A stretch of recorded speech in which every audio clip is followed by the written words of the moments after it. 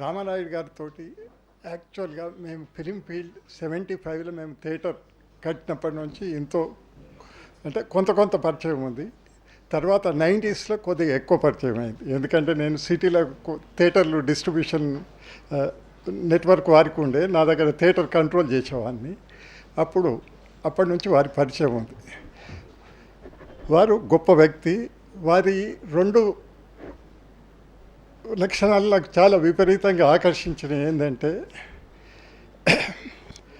ఒకటి టైం పాటించడం, ఒకటి రెండవది నాకు ఎవరు శత్రువులు లేరు, ఎవరైనా సాయం చేద్దామనేది ఆయన గొప్ప హృదయం గల వ్యక్తి అనేది. అవి రెండు నాకు నచ్చిన విషయాలు. వారి ఆత్మకు శాంతి కలగాలని కోరుతూ. ఆయన పోయే ముందు కరెక్ట్గా 4 రోజుల క్రితం నేను, బంగారు గారు, సూర్యనారాయణ గారు, శేఖరబాబు గారు వెళ్ళి ఆయన చూస్తాను. మమ్మల్ని అందరినీ ఆయన గుర్తుపెట్టాడు, పేరు పెట్టి పిలిచాడు. ఒక 2 నిమిషాల తర్వాత ఇంకేంటి సూర్యనారాయణ అని అన్నాడు. అనగానే నేను వెళ్ళి ఆయన పక్కన కూర్చొని చేపట్టుకున్నాను. కళ్ళం నీళ్లు కారుతుంటే ఆపుకోలేకపోయి లేచి వచ్చేసి. అది ఆయనతో మాకున్న అనుబంధం.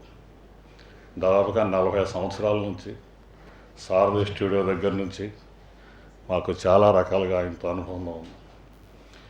ఎవరైనా సరే ఫిలిం నగర్ చూస్తానికి వస్తే ఆ రోడ్డు మీద రాగానే ఎంతోమంది విజిటర్స్ వస్తూ ఉంటారు ఫిలిం నగర్ చూస్తానికి. ఇది మాధవి ఇల్లు, ఈ వెంకటేష్ బాబు ఇల్లు, ఇది మాడా గారి ఇల్లు, ఇది సత్యనారాయణ గారి ఇల్లు, ఇది రామానాయుడు గారి ఇల్లు చూసుకుని వాళ్ళు సంతోషపడుతూ ఉంటారు. అది ఫిలిం నగర్ గ్లామర్. వాళ్ళ గ్లామరే పోయింది. ముందు తరాలు కూడా ఎవరు పూడ్చలేరేమో అన్నంత కన్ఫ్యూజన్ ఉందండి. ఎందుకంటే అటువంటి మహోన్నత వ్యక్తి ఇంకొకళ్ళు ఉండకపోవచ్చేమో. ఒక ప్రొడ్యూసర్గా, ఒక స్టూడియో అధినేతగా, వీటన్నిటికి మించి ఒక మహోన్నత వ్యక్తి. అసలు ఆయన మీద కాంట్రవర్సీ ఇంతవరకు 25 years నుంచి ఇండస్ట్రీలో ఉన్నాను సార్. ఎప్పుడు ఎవరు ఆయన మీద కాంట్రవర్సీగా ఒక మాట అసలు విన్నది లేదు. అటువంటి ఇది లేదు. ఎవరు వచ్చినా ఎంకరేజ్ చేసేవారు. సహాయం కోసం ఎవరు వెళ్ళినా కానీ సహాయం చేసే ఒక మహోన్నత వ్యక్తిత్వం ఉన్న మహానుభావుడు ఆయన. ఈరోజు ఇంత తొందరగా వస్తుందని మేము ఎప్పుడు ఊహించలేదు. మాకు గాడ్ ఫాదర్ లేరనే రోజు ఇలాగా అని మేము ఊహించలేదు. కానీ సార్ చెప్పినట్టు టైం చాలా ఉంది. మేము చెప్పుకోవాలంటే కార్మిక లోకం చాలా ఉంది. ఈ industry, Telugu film industry employees federation హైదరాబాదులో స్థిరపడిందంటే చాలామంది ఇండస్ట్రీ పెద్దలు ఉన్నారు. వాళ్ళ సహకారం, అందరి సహకారంతో, మా ఫిలిం నిర్మాతల సహకారంతోనే మా ఫిలిం ఇండస్ట్రీ ఎంప్లాయీస్ ఫెడరేషన్ ఒక స్టామినా అయ్యి ఒక పద్ధతిగా వేల మంది కార్మికులకి అండగా నిలబడింది. భారతదేశంలో ఏ ఫెడరేషన్ కూడా కార్మికులకు, నిర్మాతలకు కొంచెం తేడాలే ఉంటాయి. కానీ ఇక్కడ మాత్రం నిర్మాతలే ఫెడరేషన్. ప్రపంచంలో గర్వించడానికి కారణమైంది శ్రీ రామానాయుడు గారు.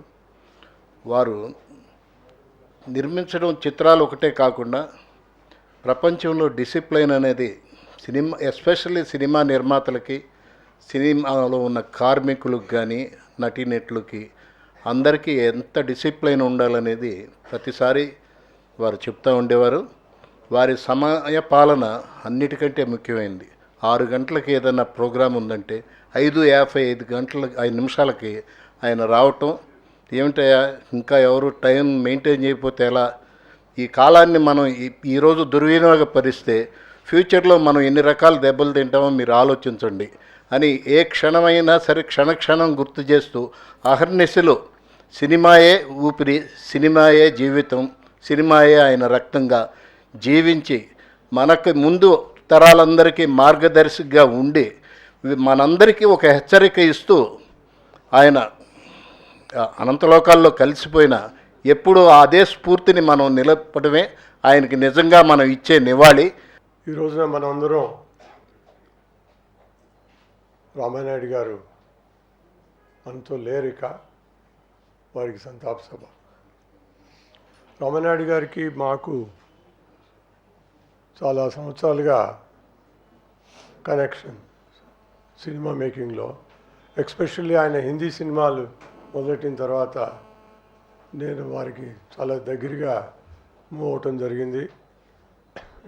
It's a beautiful. ఆయన దగ్గర ఎంతో నేర్చుకోవాల్సినవి ఉన్నాయి. మా తండ్రి గారు కూడా చెప్తుండేవారు, he is a wonderful maker అని. రామాయణ నాయుడు గారు అనే మహోన్నత వ్యక్తి అంతకుముందు ఎవరు పుట్టుండలేదు, దీని తర్వాత కూడా ఎవరు పుట్టరు, రామానాయుడు గారు ఒకటే. అంత ఘనమైన చరిత్రని ఇంకొకళ్ళు ఎవరన్నా రికార్డ్ చేస్తారనేది అత్యాశ అవుతుంది. అది యూనిక్గా ఉండిపోయే మహోన్నత వ్యక్తి అయినా